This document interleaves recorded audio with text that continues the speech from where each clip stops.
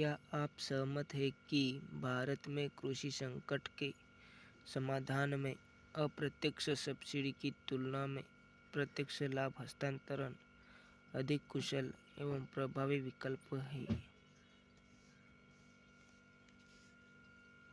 स्वतंत्रता के पश्चात से ही भारत सरकार कृषि क्षेत्र में कई प्रकार की सब्सिडियां जैसे उर्वरक, बीज, कृषि ऋण तथा न्यूनतम समर्थन मूल्य के रूप में देती आई है, जिनसे कृषकों को अप्रत्यक्ष लाभ की प्राप्ति होती है। जबकि प्रत्यक्ष लाभ हस्तांतरण योजना के तहत सरकार द्वारा कृषि सब्सिडियों को नकद के रूप में सीधे लाभार्थी के बैंक खाते में हस्तांतरित किया जाता है, ताकि कृषकों को तत्काल लाभ की प्राप्ति हो, लीकेज एवं मध्यस्थों का हस्तक्षेप कम हो तथा वास्तविक आकांक्षी को लाभ की प्राप्ति सुनिश्चित हो। वर्तमान भारतीय कृषि परिदृश्य को देखा जाए तो भारत में कृषि की सकल घरेलू उत्पादन में भागीदारी निरंतर कम होती जा रही है, जिसका कारण भारत में निरंतर बढ़ता कृषि संकट है। भारत में जनसंख्या में तीव्र वृद्धि के कारण जोत का आकार निरंतर छोटा होता गया, जिससे कृषकों की उत्पादकता में अत्यधिक कमी आई है। इसके साथ ही भारत में कृषि क्षेत्र का विकास तुलनात्मक स्तर पर अत्यधिक कम हुआ है। आज भी भारतीय कृषि कई संकटों जैसे मानसून की अनिश्चितता, सूखे की अधिकता, सिंचाई साधनों का अभाव, विपणन अवसंरचना का अत्यल्प एवं अत्यधिक जटिल होना, भंडारण एवं लॉजिस्टिक अवसंरचना का अभाव तथा कृषकों में अशांति आदि से जूझ रही है, जिसके समाधान में प्रत्यक्ष लाभ अंतरण एवं निम्न प्रकार से सहायता कर सकता है। पहला, प्रत्यक्ष लाभ अंतरण से सब्सिडी के रिसाव का कालाबाजारी में कमी आएगी। सब्सिडी आधारित उर्वरकों पर उच्चतम सीमा आरोपित की जा सकेगी, ताकि नाइट्रोजन युक्त उर्वरकों के अत्यधिक उपयोग में कमी की जा सके और एनपीके अनुपात को संतुलित किया जा सके। तीसरा, प्राप्त नकद अंतरण का प्रयोग कृषक अपनी आवश्यकता अनुसार कर पाएंगे, जिससे कृषि क्षेत्र में वांछित परिवर्तन किए जा सकते हैं। बीज सब्सिडी का प्रत्यक्ष लाभ अंतरण करने से कृषक स्थानीय जलवायु एवं मृदा के अनुरूप बीजों का चयन करने में सक्षम होंगे, जिससे उत्पादकता में वृद्धि होगी। प्राप्त नकद का प्रयोग कृषक कृषि उपकरणों, सिंचाई अथवा अन्य कृषि आवश्यकताओं हेतु कर पाएंगे, जिससे वे ऋण के जाल में नहीं फंसेंगे तथा उनकी आत्महत्या की प्रवृत्ति में कमी की जा सकेगी।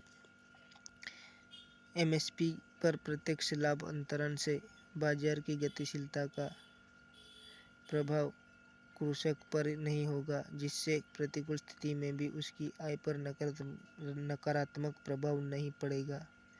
इस प्रकार देखा जाए तो प्रत्यक्ष लाभ अंतरण कृषि क्षेत्र के संकट को कम करने में महत्वपूर्ण भूमिका निभा सकता है, किंतु हमें अन्य कृषि अवसंरचनाओं जैसे विपणन, भंडारण, लॉजिस्टिक एवं प्रसंस्करण आदि का भी पर्याप्त विकास करना होगा। साथ ही कृषकों में वैज्ञानिक कृषि पद्धतियों का भी प्रसार करना होगा, जिससे कृषि संकट का दीर्घकालिक समाधान सुनिश्चित किया जा सके तथा कृषकों की आय को दोगुना करने के महत्वाकांक्षी लक्ष्य की प्राप्ति की जा सके।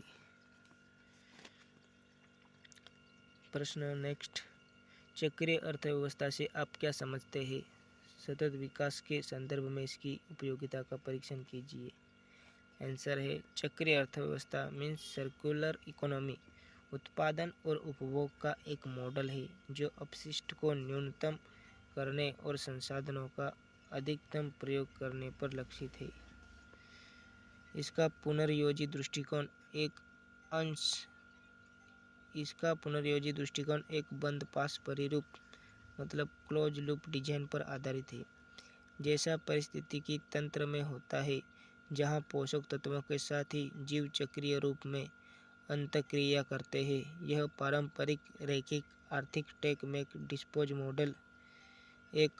डिस्पोज मॉडल का एक धारणीय विकल्प है। दीर्घकालिक लचीलेपन परिलक्षित चक्रीय अर्थव्यवस्था व्यवसाय और आर्थिक अवसरों का सृजन करती है और पर्यावरणीय एवं सामाजिक लाभ प्रदान करती है। यह 5 Rs के सिद्धांत पर काम करती है। पहला है रिड्यूस मतलब न्यूनीकरण, पुनर्योजी और पुष्टिकरण संसाधनों के उपयोग द्वारा संसाधन दक्षता प्राप्त करना।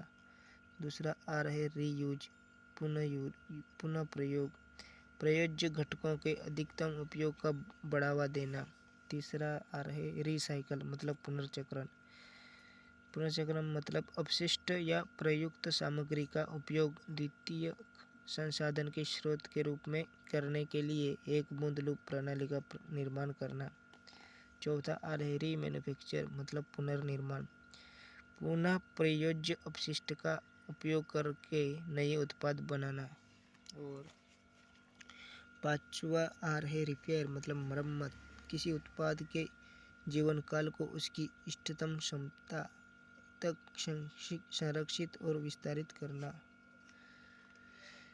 चक्रीय अर्थव्यवस्था और सतत विकास से अभिप्राय है भविष्य की पीढ़ियों के सामर्थ्य से समझौता किए बिना वर्तमान समय की आवश्यकताओं की पूर्ति का प्रयास करना।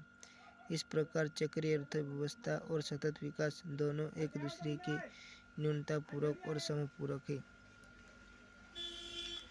जलवायु परिवर्तन पर बढ़ती चिंता, साथ ही प्राकृतिक संसाधनों में आ रही कमी के चलते चक्रीय अर्थव्यवस्था सतत विकास को सुविधाजनक बनाने के लिए एक व्यवहार्य विकल्प प्रस्तुत करती है। यह मॉडल निम्न सतत विकास लक्ष्यों सस्टेनेबल डेवलपमेंट गोल SDG को प्राप्त करने में भी सहायक करता है।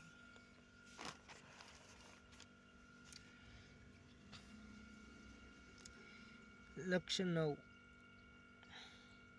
उद्योग नवाचार और अवसंरचना। लक्ष्य 11 धारणीय शहर और समुदाय। लक्ष्य 12 उत्तरदायी उपभोग और उत्पादन।